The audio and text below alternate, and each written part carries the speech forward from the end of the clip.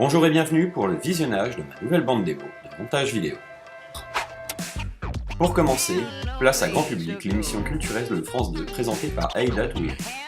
Nous allons voyager avec de nombreux invités, des reportages, des enquêtes, des rencontres exclusives, des interviews exceptionnelles. Voici quelques extraits. Plus de 160 millions de disques vendus, 115 millions de dollars amassés rien que cette année et des stades pleins à chaque concert comme le week-end dernier à Paris. Beyoncé est aujourd'hui la femme la plus puissante du show business.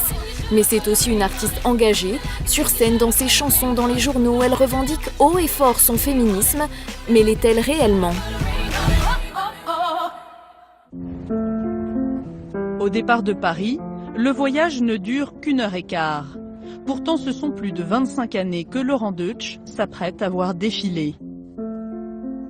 À peine descendu du train, il ne lui faut que quelques secondes pour retrouver le chemin de sa maison d'enfance. Voilà le repère olfactif de mon enfance. Là, ça y est, j'ai 12 ans là. J'ai l'impression de rétrécir.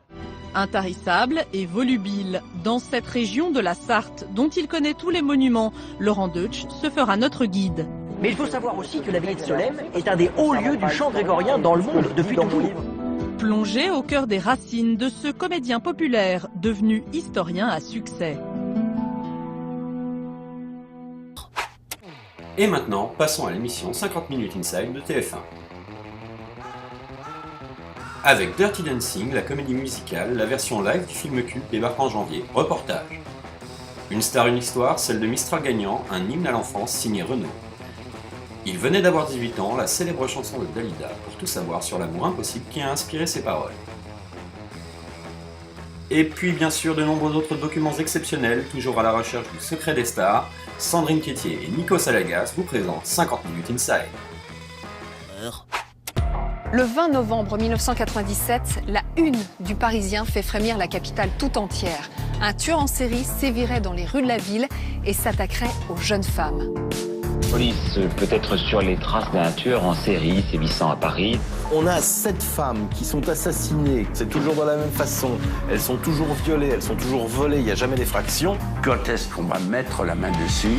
Un criminel hors norme, une enquête sous pression, une traque de plusieurs années. Et le tueur est dans la ville.